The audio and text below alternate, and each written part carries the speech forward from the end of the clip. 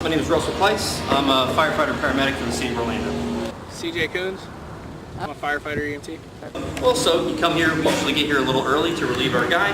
We'll show up at the station, we'll get a pass on from the off-going units, anything that's changed, anything needs to be fixed, corrected, how their day was, and then we usually get in our uniforms, pull out the truck, and the first thing we'll do is put our gear on and check out the truck to make sure it's good for our day.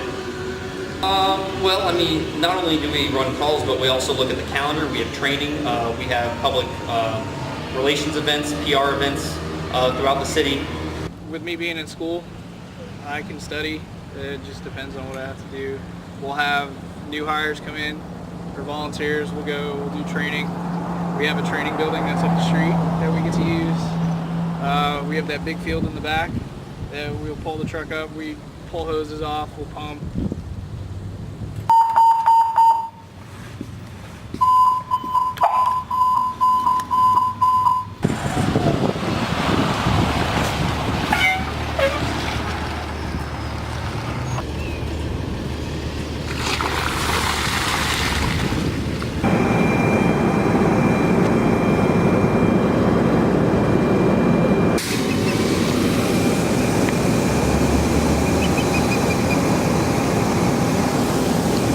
So we don't just run calls, we have our activity, our day pretty much filled with other things as well.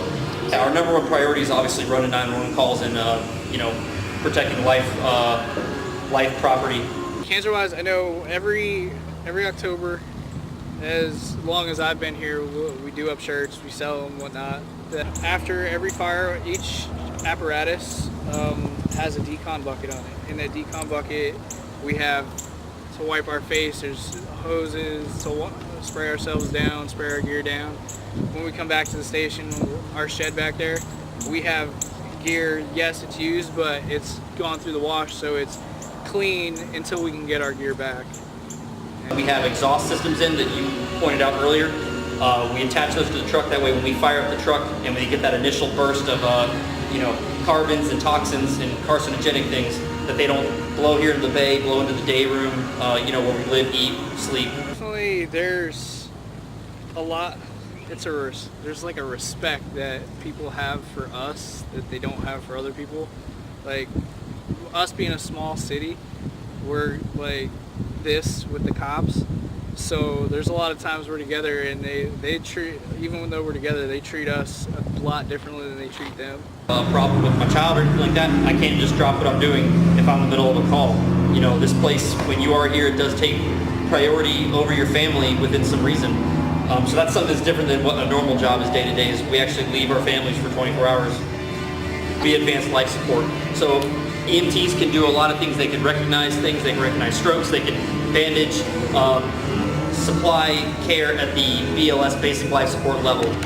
Where the difference is at the paramedic level, we can provide advanced life support, we can recognize heart rhythms, we can push medications through our medical director, we can also do a lot more advanced airway procedures. That's mainly the big difference. Is BLS for EMTs and paramedics can provide advanced life support. There's a lot more to learn as a paramedic. EMT, you're a glorified Band-Aid thrower, pretty much. Is you have to make split-second decisions that could ultimately save somebody's life or cause them to lose it. So it's not really things that I've seen. Yeah, I've seen some crappy stuff, but it's more sounds.